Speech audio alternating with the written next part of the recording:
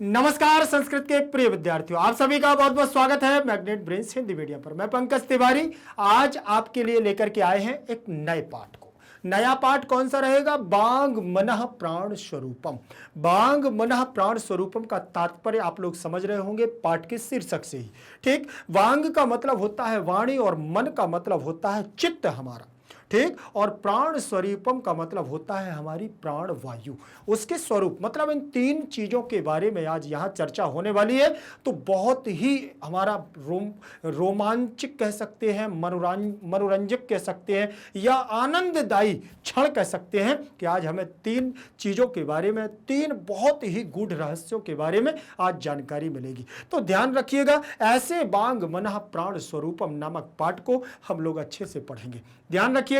लेकिन उससे पहले मैं आपको बता दूं कि मैग्नेट ब्रेन्स के द्वारा, मैग्नेट ब्रेन्स हिंदी मीडियम के द्वारा कक्षा 7वीं से लेकर के कक्षा 12वीं तक के हिंदी मीडियम और इंग्लिश मीडियम के बहुत ही सुंदर तरीके से शिक्षकों के मार्गदर्शन में नोट्स तैयार हुए। वो नोट्स आपकी परीक्षा में उत्कृष्ट और उत्तम अंक लाने में आपकी मदद करेंगे। तो जल्दी से संपर्क करिएगा। जिस वीडियो से आप मुझे देख रहे हैं उसी के नीचे लिंक इन डिस्क्रिप्शन बॉक्स में जाएंगे तो ई नोट्स और ई बुक्स की संपूर्ण जानकारी आपको वहां से प्राप्त हो जाएगी। ध्यान रखोगे। चलिए क्लास पर चलते हैं। कक्षा 9वीं संस्कृत सैमुसी प्रथमो भागा वांग मनः प्राण स्वरूपम अनुवाद। ध्यान रखें, इसमें हम लोगों ने कोई पार्ट नहीं रखा हुआ है, छोटा सा हमारा पार्ट है, इसीलिए सीधा अनुवाद। एक ही पार्ट में हम इसको पूरा फिनिश करेंगे, ध्यान रखें। ठीक, चलिए पाठ के परिचय को देखें। यह पाठ छंदोग्य उपनिषद के 6ठे अध्याय के 5वें खंड से उद्धृत है। इसमें एक रोचक विवरण प्रस्तुत किया गया है। श्वेतकेतु आचार्य आरुणि से प्रश्न करता है।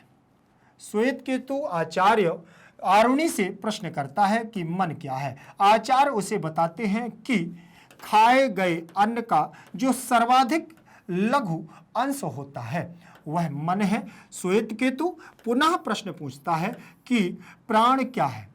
आचार्य उसे बताते हैं कि पान किए गए जल का जो सर्वाधिक लघु भाग होता है वह प्राण है। और श्वेतकेतु तीसरा प्रश्न करता है कि वाणी क्या है। आचार्य उसे भी बताते हैं कि खाए गए तेज का सर्वाधिक लघु अंश वाणी है। आचार्य श्वेतकेतु को दृष्टांत के द्वारा समझाते हैं कि जिस प्रकार दही को मथने पर घी निकलता है उसी प्रकार खाए गए अन्न का जो लघुत्तम अंश ऊपर आ जाता है वह मन है। इसी प्रकार वे प्राण और वाणी का रहस्य भी बताते हैं। अंत में आचार्य कामना करते हैं कि हम दोनों का पढ़ा हुआ ज्ञान तेजस्वी हो।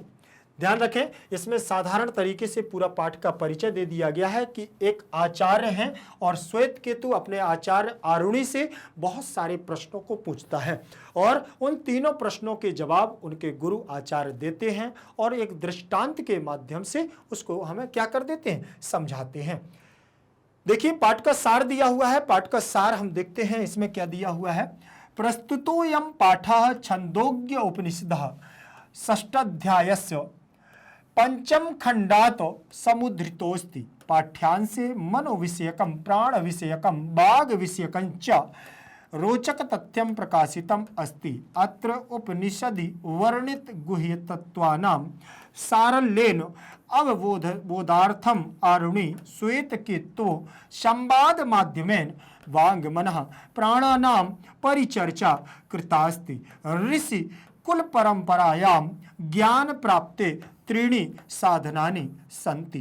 तेषु परिप्रश्नोऽपि एकम् अन्यतमं साधनम् अस्ति। अत्र गुरुसेवन पटुः शिष्यः वांग मनः प्राणविषयकान् प्रश्नान् पृच्छति।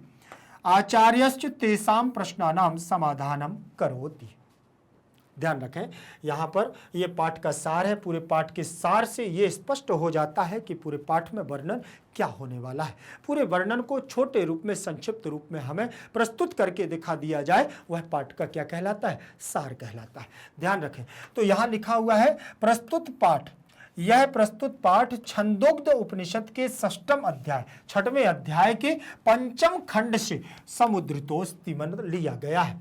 पाठ्यांश पाठ के अंश में, मनोविषयक मतलब मन के विषय में, प्राण विषयक माने प्राण वायु के विषय में, और वाग विषयक मतलब वाणी के विषय में रोचक तथ्य प्रकाशित किए गए हैं। बहुत अपने ऐसे आनंददायी तथ्यों को यहाँ पर प्रकाशित किया गया है। अत्र उपनिषद वर्णित गुह्य तत्वा नाम, यहाँ पर उपनिषद के वर्णन किए गए ऐसे गूढ़ तत्वों का सरलता के साथ क्या किया गया है, समझाया गया है। अवबोधनार्थम आरुणि श्वेत केतु को, मतलब आरुणि गुरु है और श्वेत केतु उनका शिष्य है, संवाद माध्यम है। आरुणि और श्वेत केतु के संवाद के माध्यम से वांग मनः प्राणानाम, ठीक, वांग मतलब वाणी, मन और वायु के परिचर्चा कृतास्ति, मतलब उसके बारे में चर्चा करते हैं। ऋषिकुल परंपरायाम, ऋषिकुल परंपरा में ज्ञान प्राप्ति के लिए, ज्ञान प्राप्ति के त्रीणि साधनानि, 3 साधन है। ज्ञान प्राप्ति के 3 साधन है। तेसु परिप्रश्नोपि एकम अन्यतमम साधनम अस्ति, जिसमें से उनमें से एक क्या है, एक प्रश्न है जो प्रश्न पूछने, मतलब एक ऐसा साधन है जो प्रश्न पूछ करके हम लोग क्या कर देते हैं, समाधान करते हैं। अत्र गुरु सेवन पटु अर्थात गोवन मतलब गुरु की सेवा करने में दक्ष रहने वाला शिष्य, वांग मनः वाणी मन और प्राण वायु के विषय को क्या करता है, प्रश्नान माने प्रश्नों को, पृच्छति माने पूछता है, आचार्यश्च और आचार्य तेसाम प्रश्नानाम समाधानम करोति, उसके प्रश्नों का क्या करते हैं, समाधान करते हैं। कौन करते हैं, आचार्य। चलिए अब आगे देखेंगे, इसमें प्रस्तुतः प्लस अयम बराबर प्रस्तुतो यम, प्रस्तुतः प्लस अयम बराबर प्रस्तुतो यम, तो यहाँ आपकी विसर्ग संधि हो गई है। ठीक है, विसर्ग के स्थान पर ओ हो गया है, मतलब उत्त संधि। पाठा में प्रथमा का एक वचन छंदोग्ध, छंदः प्लस उद्योग्ध, छंदोग्धि उपनिषदः, तो यहाँ यण संधि हो गई है। और सटाध्यायस, सट प्लस अध्यायस, तो पूरे में षष्ठी का एक वचन है और यहाँ दीर्घ संधि भी है। पंचम खंडात में पंचमी विभक्ति का एक वचन रूप लगा हुआ है यहाँ, जैसे रामात वैसे ही खंडात। समुद्रितः प्लस अस्ति बराबर समुद्रितोस्ति, तो विसर्ग संधि यहाँ पर भी। पाठ्यांशे में सप्तमी का एक वचन है और दीर्घ संधि भी है। मनः प्लस विषयकम, मनः विषयकम, तो यहाँ विसर्ग संधि भी है।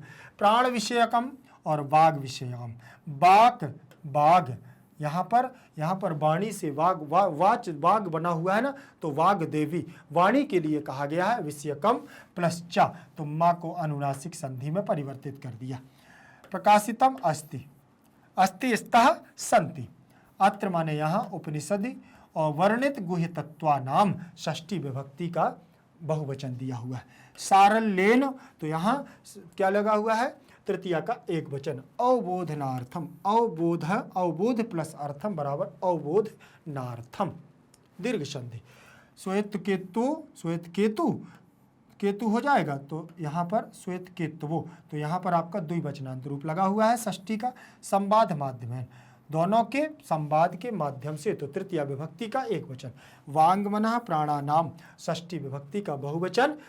कृत प्लस अस्ति बराबर कृतास्ति, ऋषि कुल परंपरायाम सप्तमी विभक्ति का एक वचन। ज्ञान प्राप्ते षष्ठी का एक वचन।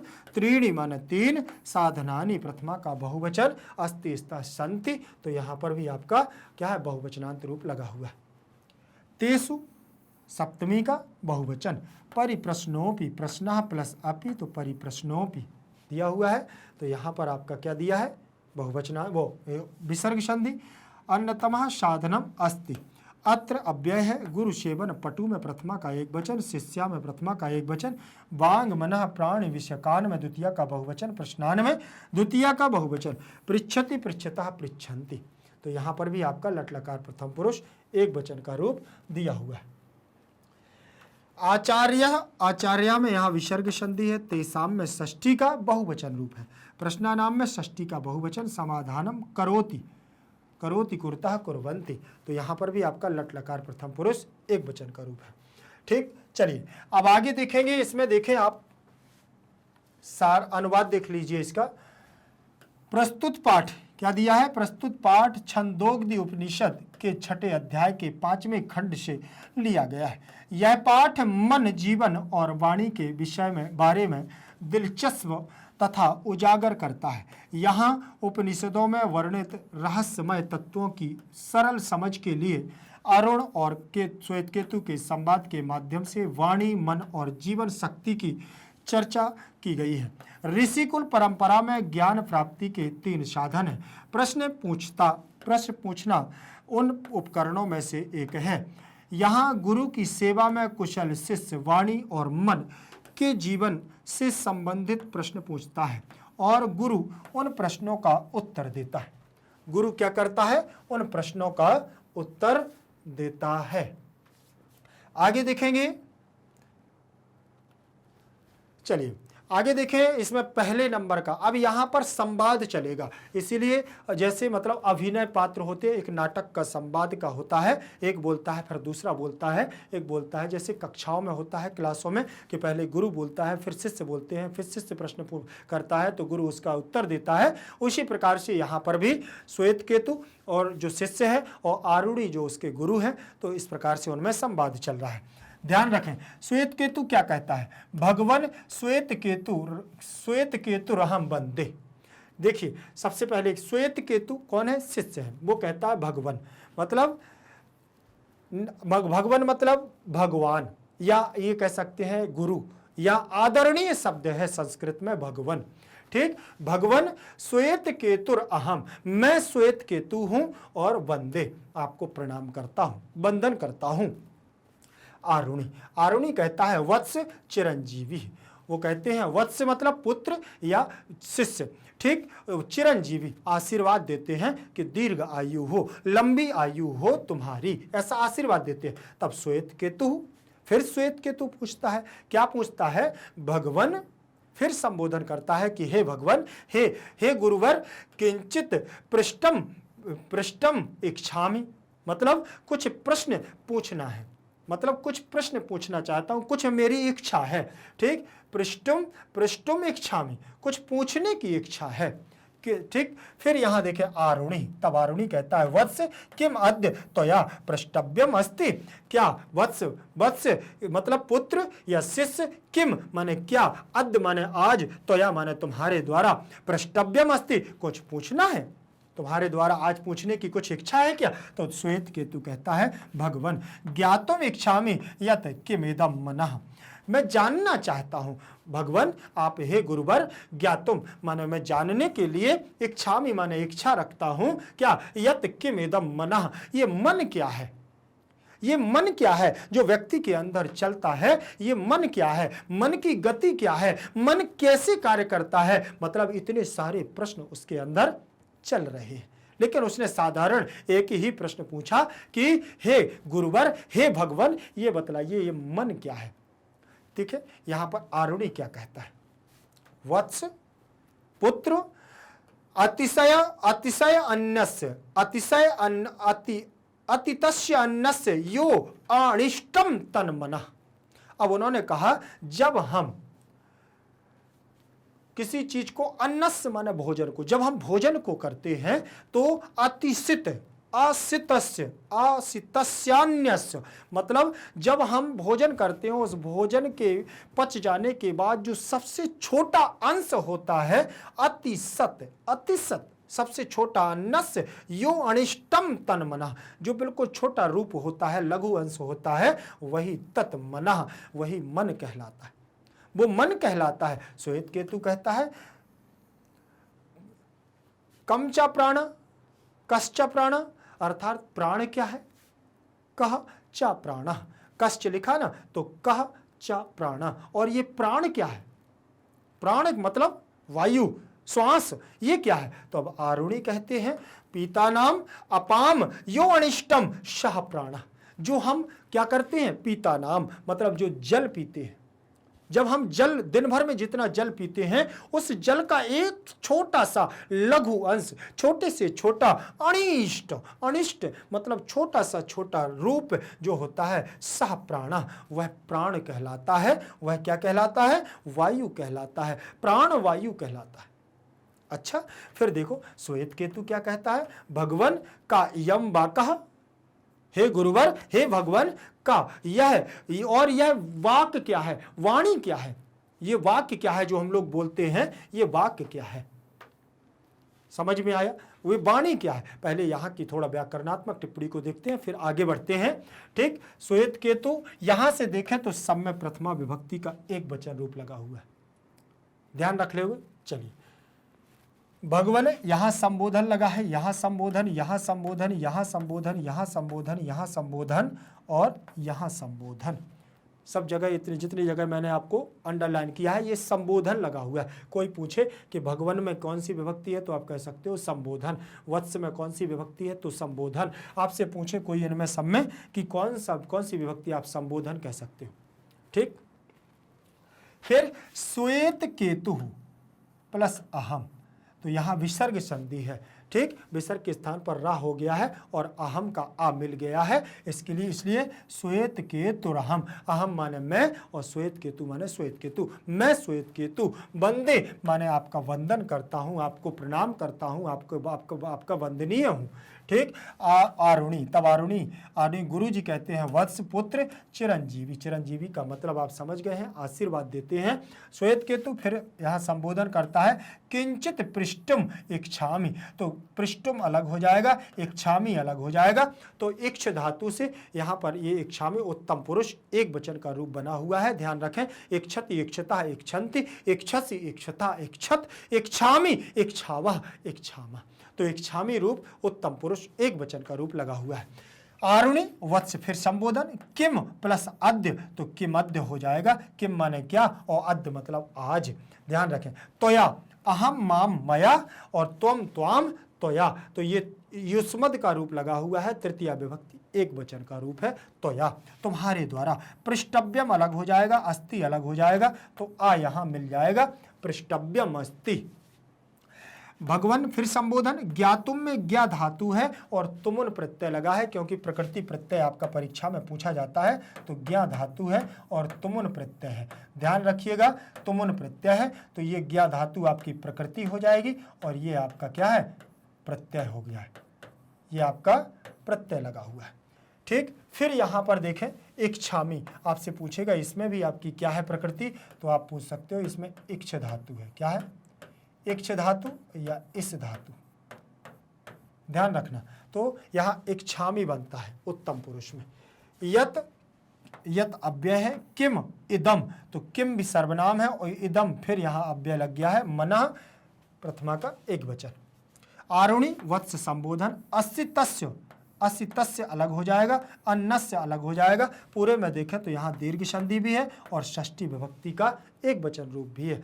यो अनिष्टम, यह प्लस अनिष्टम, यह प्लस अनिष्टम, तो यहाँ विसर्ग संधि हो गई है। तत् प्लस मनः, तो तन मनः हो जाएगा, तत् प्लस मनः, तो तन मनः, यहाँ पर भी आपका अनुनासिक संधि हो गई है, ध्यान रखिएगा। ठीक, श्वेत केतु कह प्लस च, कह प्लस च, तो यहाँ कश्च बन जाएगा। ठीक, तो कह प्लस च हो जाएगा। फिर यहाँ प्राणवायु, तो प्राण प्रथमा का एक वचन। आरुणि पिता नाम, आरुणि मतलब पिता नाम, ध्यान रखना, पिता नाम षष्ठी का बहुवचन। अपाम यहाँ पर आपका पानी के लिए कहा गया है और यो यह अनिष्टम, यहाँ फिर आपका विसर्ग संधि लग जाएगी। सा माने वह, प्राण माने प्राणवायु। श्वेत केतु भगवन का इयम वाका, और का जो लगा हुआ है इस सर्वनाम रूप है स्त्रीवाची किम का, ध्यान रखें। इयम माने यह, वाका माने वाणी, यह वाणी क्या है, ऐसा यहां पर पूछा गया है। आगे बढ़े, शब्दार्थ देखें, शब्दार्थ में क्या दिया हुआ है, वंदे माने वंदना करता हूं, मैं आपका वंदनीय हूं, मैं आपका वंदन करता हूं। किंचित प्रष्टुम इच्छामि, कुछ पूछना चाहता हूं, हे गुरुवर मैं आपसे कुछ पूछना चाहता हूं। किम अद्य माने क्या आज, प्रष्टव्यम माने पूछने योग्य, क्या पूछने योग्य है, अतिसितस्य अन्यस्य, खाए हुए अन्न का। और यो अनिष्टम माने जो अत्यंत लघु है, जो क्या है, अत्यंत लघु है। पीता नाम अपाम माने पिए हुए जल का, पिए हुए जल का। वाक, वाक का मतलब वाणी, और के यम माने क्या, क्या यह, और चिरंजीव माने दीर्घायु हो। चिरंजीव का मतलब दीर्घ आयु हो। आगे देखेंगे अनुवाद। देखिए अनुवाद में क्या कहा गया है। श्वेत केतु कहता है हे भगवान मैं श्वेत केतु वंदना करता हूं। आरुणी, आरुणी कहते हैं हे पुत्र दीर्घायु हो। श्वेत केतु कहते हैं हे भगवान और कुछ पूछना चाहता हूं। तो आरुणी कहते हैं कि हे पुत्र तुम्हारे द्वारा आज पूछने योग्य क्या है, क्या पूछना चाहते हो। श्वेत केतु कहता है हे भगवान जानना चाहता हूं कि यह मन क्या है, ये मन क्या है। आरुणी कहते हैं हे पुत्र खाए हुए अन्न का जो अत्यंत लघु रूप होता है, सबसे छोटा रूप होता है, वह मन है। श्वेत केतु कहता है और प्राण क्या है, प्राण क्या है आप। तो प्राण के लिए वो कहते हैं, आरुणी कहते हैं पिए हुए जल का जो सबसे लघु रूप होता है, सबसे छोटा रूप होता है, वह प्राण वायु कहलाता है। श्वेत केतु कहते हैं हे भगवान यह प्राणी क्या है, यह वाणी क्या है, और यह वाणी क्या है। आगे बढ़े उसी के साथ। तब आरुणी कहते हैं, दूसरे नंबर का पैराग्राफ आ गया है हमारा। दूसरे नंबर का यहां पैराग्राफ क्या कहता है, ध्यान से देखिएगा। आरुणी क्या कहते हैं, वत्स अतिशितस्य तेजसो यो अनिष्टम सहवाका सौम्यः मनः अन्नमयम प्राणः आपोमयम वाकः च तेजोमयी भवति इति अपि वर्धायम, अपि वधार्यम, वधार्यम। ठीक, तब यहां आरुणी कहते हैं वत्स पुत्र शिष्य अतिशितस्य तेजो अस अनिष्टम सहवाका, मतलब आपके अंदर जो सबसे तेज है, ठीक है ना, समझ में आए। आप जो खाते हैं, आप जो पीते हैं, और आपका जो क्या करते थे अन्न है, अर्थात जो तेज है, उसका सबसे छोटा रूप जो होता है वह वाणी है। वह क्या है, वाणी है। सौम्य बोले जो शीतल होता है, जो ठंडा होता है, वह बोले मन, और अन्नमयम, मन हमारा अन्नमय है। कैसे, बोले जब हम बहुत ज्यादा खा लेते हैं तो वह क्या हो जाता है, सबसे कम रूप में जो निकलता है, जो सार निकलता है, वो मन है। और जो प्राण आपोमयम, और पानी जो होता है पीते हैं, वह प्राण वायु है।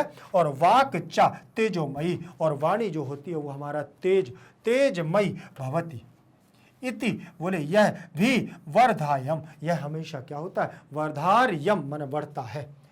श्वेत केतु भगवान भूय एवं मां विज्ञापत, मतलब हे भगवान मुझे दोबारा से बताइए, मैं समझ नहीं पा रहा हूं, फिर से जानने की इच्छा है। विज्ञापयतु, फिर से जानने की इच्छा है। आरुणी कहते हैं सौम्य, सावधान, आराम से सुनो, सावधानम सुनो, सावधान होकर के सुनो।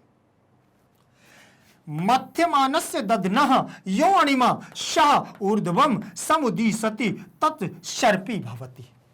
देखिए क्या सुंदर बात कही उन्होंने कि देखिए कि सुनो, पहले सावधान हो जाओ, बिल्कुल चिंतित होने की जरूरत नहीं है। आरुणी कहते हैं किससे, अपने शिष्य श्वेत केतु से, कि मध्यमानस्य दधि, जिस प्रकार से दधि को मथने पर, आपने देखा है कभी कि गांवों में दधि को ऐसे मथा जाता है। आजकल तो बहुत सारी मशीनें आ गई हैं कि ऐसे रख दो आप मथ जाता है, लेकिन प्राचीन काल की पद्धतियों पर जाएं, जब ऐसे मथानी के द्वारा घृत का, दधि का मंथन किया जाता था, और मंथन करते करते घी उसमें ऊपर आ जाता था, मक्खन जिसे हम बोलते हैं। ठीक, तो उस क्या लिखा है, मध्यमानस्य दधना।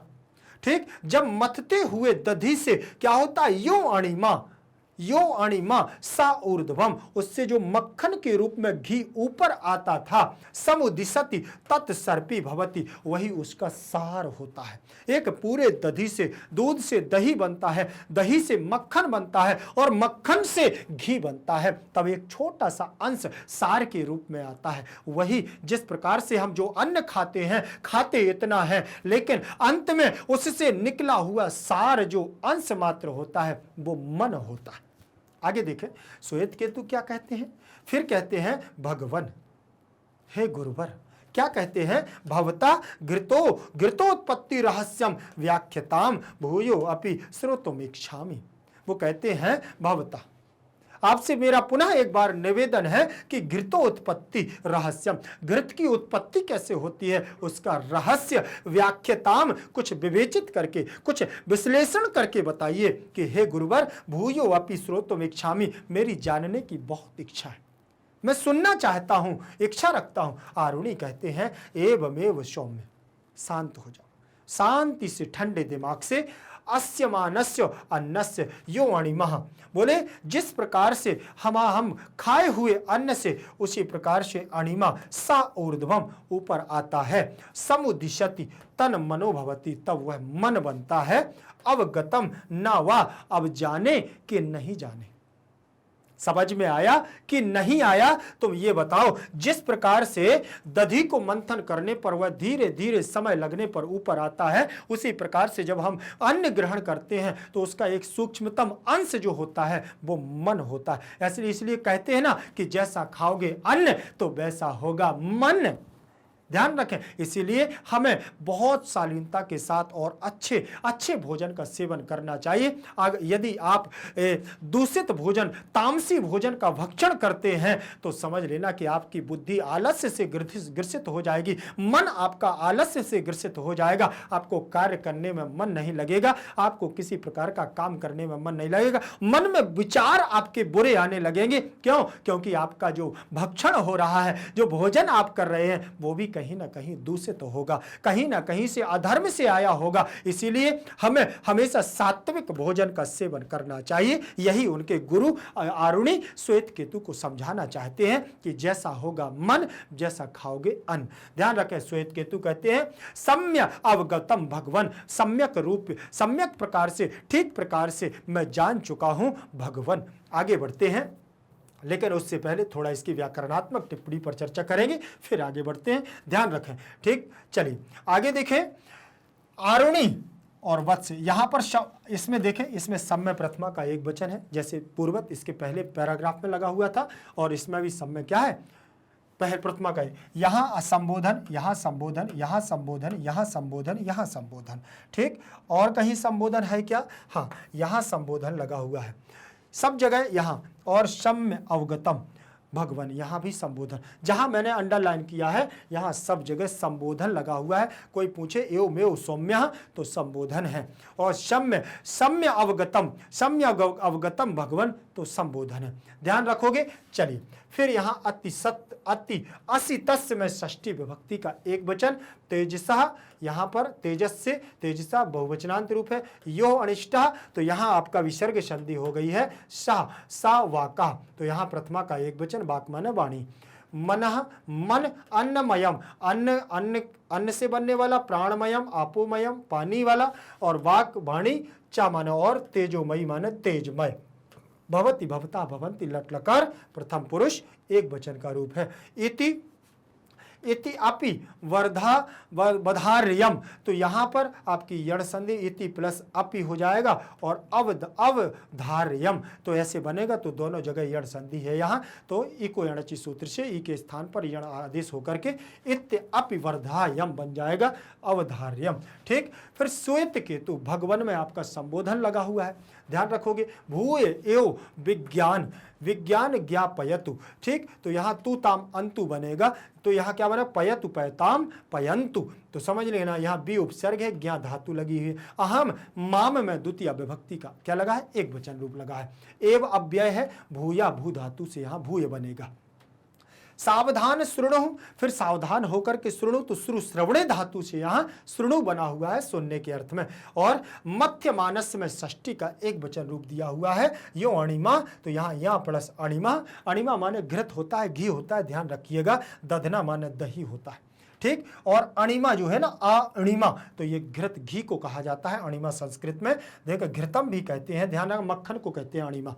और यह अव्यय लगा हुआ है, प्रथमा का एक वचन, यत के रूप चलते हैं, ठीक। ऊर्ध्वम माने ऊपर आना, ऊर्ध्वम मतलब ऊपर आना। समुदिशति, फिर यहाँ लट लकार प्रथम पुरुष एक वचन का रूप लग गया है, और तत्सर्पी प्रथमा का एक वचन, और भवति भवता भवंती रूप लगा है, तो लट लकार प्रथम पुरुष एक वचन का रूप यहाँ पर लग गया है। फिर श्वेत केतु हमारे कह रहे हैं श्वेत केतु क्या कहता है, भगवन भवताम घृत उत्पत्ति। अब यहाँ भवता शब्द दिया हुआ है तो यहाँ पर भी क्या है, आपके लिए भवता शब्द भवत के रूप चलेंगे तो भवता। घृत, घृता प्लस उत्पत्ति, घृत प्लस उत्पत्ति तो यहाँ गुण संधि हो जाएगी।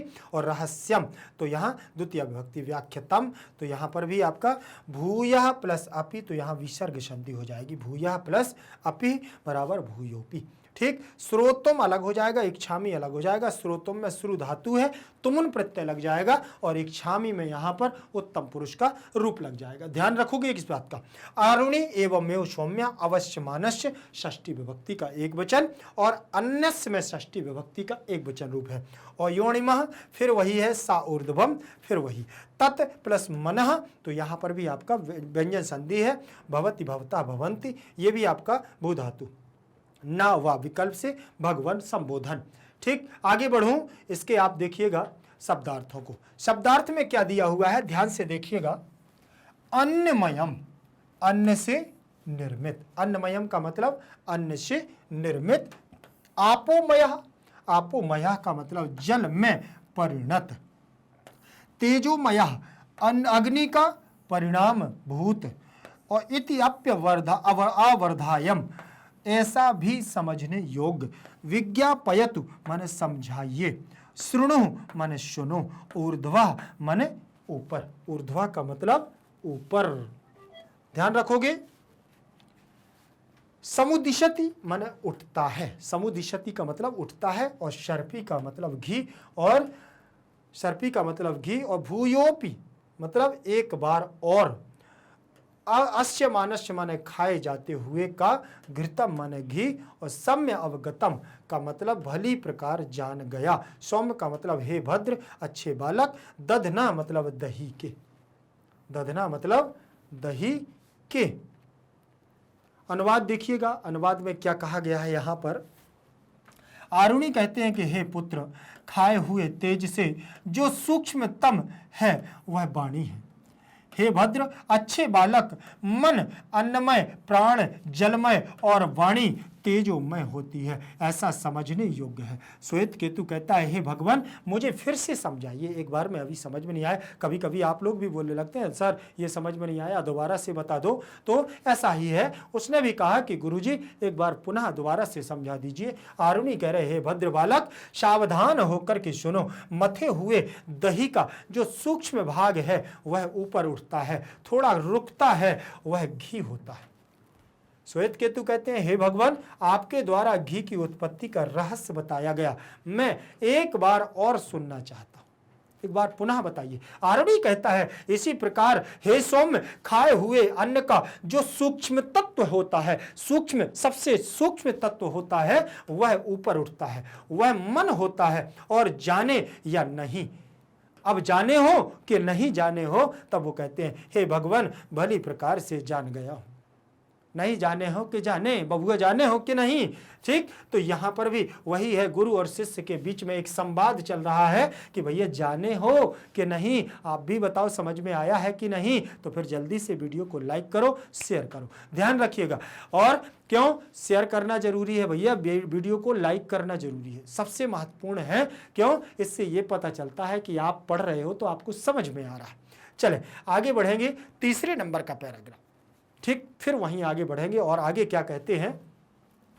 आरुणि कहते हैं, अब उनके गुरु फिर से बोलते हैं, क्या बोलते हैं, वत्स पीयमाना नाम अपाम यो अणिमा सा ऊर्ध्वम समुदिशति सह एव प्राणो भवति।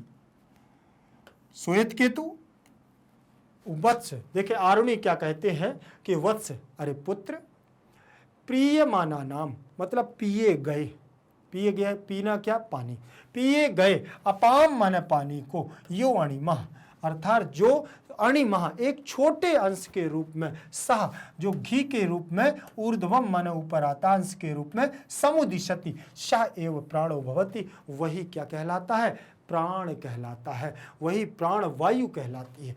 श्वेत केतु भगवन वाचम अपि विज्ञापयतु, ये वाणी क्या होती है, वाणी भी आप मुझे समझा दीजिए, पुनः दोबारा से जानने की इच्छा हो रही है। आरुणि कहते हैं सौम्य, अच्छे प्रकार से सावधान होकर के शिष्य अवश्य अस्य मानस्य तेजो यो अणिमा, बोले जो आपका तेज होता है उस तेज का जो एक क्षणिक अंश मात्र होता है, सह मन वह ऊर्ध्वम मन ऊपर होकर के समुदिशति मन आता है, वही हमारा सह खलु बाग भवती, वही निश्चित रूप से हमारी वाणी होती है।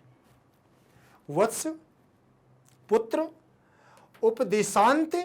उपदेशांत अर्थात उपदेश भूयो अपि त्वाम विज्ञापयितुम इच्छामि यत् अन्नम भवति मनः आपो मयम भवति प्राणः तेजो मयि च भवति वाग इति किंचा यादृशम अन्नादिकम गृह्णाति मानवस्य तादृशमेव तस्य चित्तादिकम और भवतीति मद उपदेश सारः वत्स एतत् सर्वम हृदयेन अवधारय।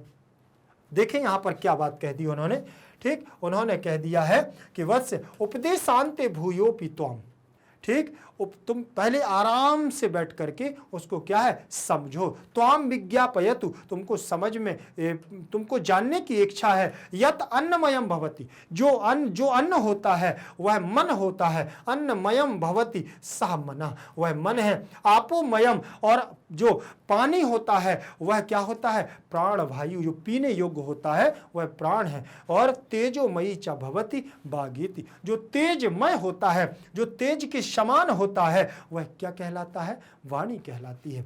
किम च, और क्या, और क्या, बोले जो जानना चाहते हो सब समझ में आ गया है कि नहीं। तब वो कहते हैं कि देखो यहां उन्होंने क्या कहा, यादृशम अन्नादिकम, यादृशम, जैसे जैसे हम अन्न को गृह्णाति माने ग्रहण करते हैं, हम जैसे अन्न को ग्रहण करते हैं मानवः तादृशमेव तस्य चित्तादिकम, उस मानव का वैसा ही चित्त मन हो जाता है। भवतीति मन हो जाता है। मधु, ठीक है, मद उपदेश सारः अर्थात मद उपदेश सारः वत्सा, इसीलिए हे वत्स एतत् सर्वम हृदयेन अवधार्य, और ये सभी के हृदय से क्या है अवधार्य मन ग्रहण करता है। फिर इसके बाद देखें श्वेत केतु क्या कहता है, यद ज्ञापयति भगवान, अब मैं जान गया हूं भगवान, एस प्रणमामि, और आपको मैं प्रणाम करता हूं। आरुणि वत्स चिरंजीवी, वत्स चिरंजीवी तेजस्वी नो अधीतम अस्तु, और तुम्हारे द्वारा और मेरे द्वारा जिस अधीतम माने पाठ को पढ़ा गया है ज्ञान को, आवयो अधीतम तेजस्वी भवतु, और यह आगे तेज वृद्धि को प्रदान हो और बढ़े। आगे देखें यहां पर देख लीजिए, इसमें सब में क्या लगा हुआ है, किसमें सब में क्या लगा है, प्रथमा विभक्ति का एक वचन लगा हुआ है कि नहीं। यहां देखें संबोधन, यहां संबोधन, यहां संबोधन, यहां संबोधन, और कहां संबोधन लगा हुआ है, यहां संबोधन, ठीक है ना, यहां संबोधन, बीच में भी लगे हैं, कोई जरूरी नहीं है कि आपका संबोधन एक ही जगह लगा होगा, वो आपका साइड में बीच में भी लगे हैं। जहां जहां मैंने आपको यहां पर रेखांकित किया है, अंडरलाइन किया है, वो आपके सब संबोधन है, ध्यान रखना। ठीक, इसके आगे चलो, आगे देखिएगा, आगे देखें चिरंजीवी। अब देखें पीयमाना नाम षष्ठी विभक्ति का क्या लगा हुआ है, बहुवचन रूप, पीयमाना नाम षष्ठी विभक्ति का बहुवचन। अपाम, अपाम तो पानी के लिए द्वितीय विभक्ति। यो अणिमा, तो यहाँ पर भी आप देखें विसर्ग संधि है। सह माने वह, और ऊर्ध्वम माने ऊपर, ठीक, और समुदिशति, तो यहाँ लट लकार प्रथम पुरुष एक वचन, सह माने वह, एव माने ही, और प्राणः, तो यहाँ भी विसर्ग संधि हो जाएगी। भवति भवतः, भवन्ति, लट लकार प्रथम पुरुष एक वचन। फिर वाचम वाणी, अपि माने भी, विज्ञापयतु, ठीक, वि उपसर्ग है, ज्ञापयतु ज्ञापयता, ज्ञापयताम ज्ञापयन्तु, ऐसे बन जाएगा। आश्यमानस्य षष्ठी का एक वचन तेजसः, यहाँ पर भी विसर्ग संधि हो जाएगी। योनिमः, शा माने वह, ऊर्ध्वम माने ऊर्ध्व, समुदिशति, समुदिशति, यहाँ पर भी लट लकार प्रथम पुरुष एक वचन का रूप हो जाएगा। सा माने वह, खलु निश्चित रूप से, बाग भवति, वह क्या है वाणी भवति, और वत्स संबोधन उपदेशांते, यहाँ उपदेश प्लस अंते, उपदेश के अंत में तो क्या हो गया, सप्त, यहाँ दीर्घ संधि हो जाएगी। भूयो अपि, भूयः प्लस अपि तो विसर्ग संधि। त्वाम, तुम त्वाम द्वितीय विभक्ति। यहाँ पर भी इच्छामि, तो उत्तम पुरुष का एक वचन का यहाँ लगी हुई है, और यहाँ पर अन्नमयम भवति, लट लकार प्रथम पुरुष एक वचन, मनः दिया हुआ है, आपः मयम, आपः मयः, तो दोनों जगह विसर्ग संधि हो जाएगी, ध्यान रखोगे। फिर भवति भवतः भवन्ति, प्राणा में प्रथमा का एक वचन, तेजोमयम, यहाँ मयट प्रत्यय लगा हुआ है, और तेजः प्लस मयट, तो तेजोमयी, ठीक। फिर यहाँ पर भवति भवतः भवन्ति, बागिति किम च, ध्यान रखें, गृह्णाति, लट लकार प्रथम पुरुष एक वचन, तस्य में षष्ठी का एक वचन, चित्तादिकम हृदयेन में तृतीया का एक वचन, प्रणमामि, तो यहाँ पर भी आपका उत्तम पुरुष लगा हुआ है, ठीक। नौ में द्विवचनांत रूप दिया हुआ है आपका, और यहाँ पर यदा ज्ञापयति, तो यदा अव्यय है, ज्ञापयति, ज्ञापयतः, ज्ञापयन्ति, तो ये भी कर्मवाची की क्रिया लगी हुई है। समझ में आ गया है ना। आगे देखें, इसके शब्दार्थों पर चलें, शब्दार्थ को देख लीजिए। चलिए शब्दार्थ में देखें, पिए माना नाम अपाम, मतलब पिए हुए जल का, पिए हुए जल का, अस्य मानस्य माने खाए जाते हुए, खाए जाते हुए, उपदेशांत माने उपदेश के अंत में, तेजस्वी माने तेज से युक्त, नौ माने हम दोनों, नौ मतलब हम दोनों, अधितम माने पढ़ा गया, अधितम का मतलब पढ़ा गया, यदा ज्ञापयति माने जैसी आज्ञा हो, जैसी आज्ञा हो, समझ में आ गया, जैसी आज्ञा हो। आगे देखें, अवधारय मतलब समझ लो, अवधारय का मतलब समझ लो, और गृह्णाति का मतलब ग्रहण करता है, गृह्णाति का मतलब ग्रहण करता है। चलिए अनुवाद देखिए, अनुवाद में क्या कहा गया है। आरुणि, हे पुत्र, पिए जाने वाले जल का जो सूक्ष्मतम तत्व होता है, सबसे सूक्ष्म तत्व, आप जो जल पीते हैं उसी जल की बात कर रहे हैं कि पिए जाने वाले जो सबसे सूक्ष्मतम जल होता है वह ऊपर उठता है।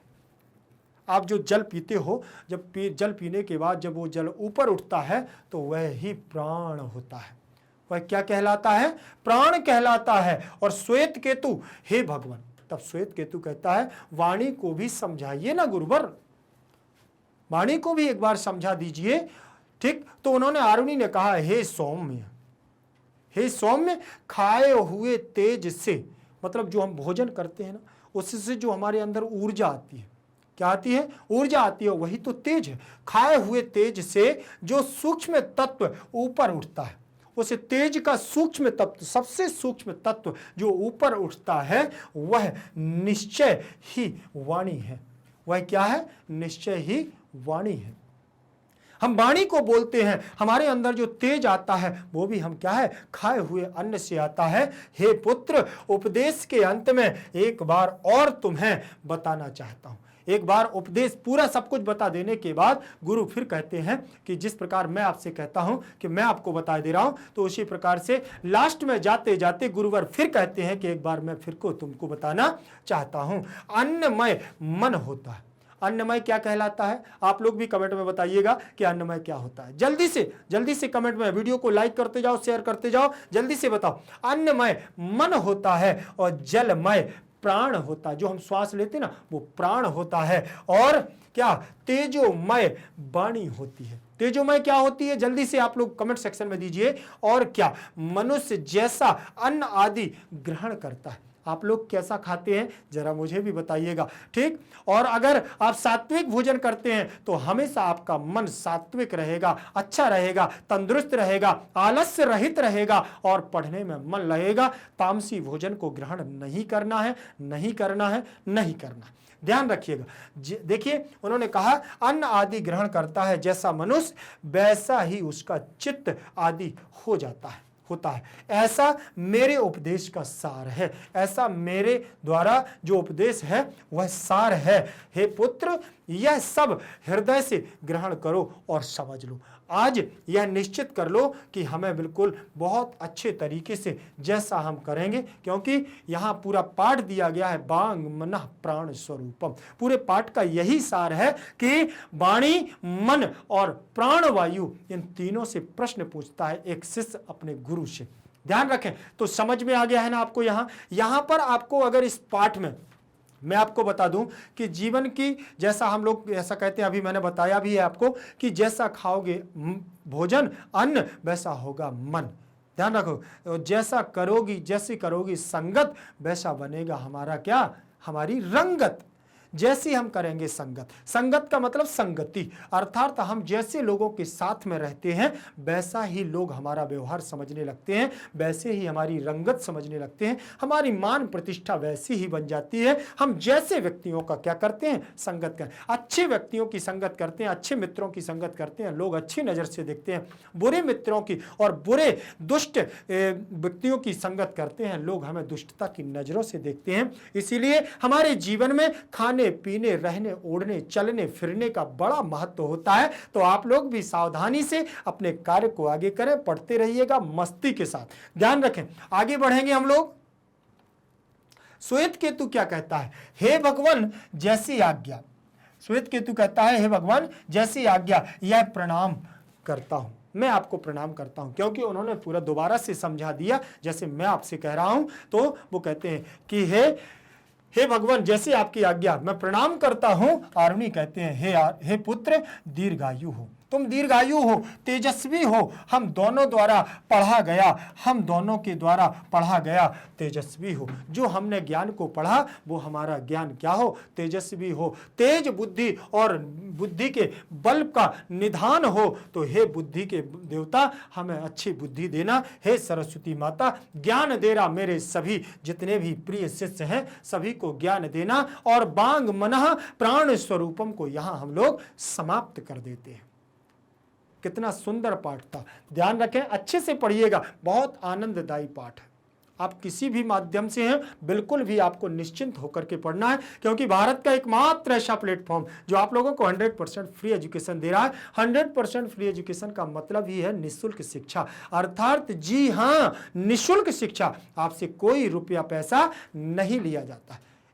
यत्र तत्र सर्वत्र, आप किसी भी कोने में बैठे हो बस एक बार चैनल को सब्सक्राइब करो और पूरा का पूरा, चाहे आप किसी भी क्लास से हो, 7th क्लास से लेकर के 12th क्लास तक के संपूर्ण विषय, Hindi medium CBSE, English medium CBSE, UP board, Bihar board और एमपी बोर्ड, कहीं से भी आप सब कुछ आपको मिलेगा मैग्नेट ब्रेन्स हिंदी मीडियम पर, मैग्नेट ब्रेन्स अपनी इंग्लिश मीडियम पर। तो ध्यान रखिएगा, मस्ती की पाठशाला में पढ़ते रहिएगा और मैग्नेट ब्रेन्स हिंदी मीडियम के साथ बने रहिएगा, क्योंकि मैग्नेट ब्रेन्स आपको उच्च गुणवत्ता के साथ अध्ययन कराता है। ध्यान रखिएगा। और हाँ, एक और आपके लिए बहुत ही सुंदर खुशखबरी कि मैग्नेट ब्रेन्स के द्वारा हिंदी मीडियम और इंग्लिश मीडियम के कक्षा 7वीं से लेकर के कक्षा 12वीं तक के बहुत सुंदर तरीके से नोट्स तैयार करवाए गए। शिक्षकों के मार्गदर्शन में और टीम के परिश्रम से बहुत सुंदर तरीके से नोट्स बने हुए हैं। उन नोट्सों को परीक्षा में उत्कृष्ट और उत्तम अंक लाने में, बढ़िया से बढ़िया नंबर लाने में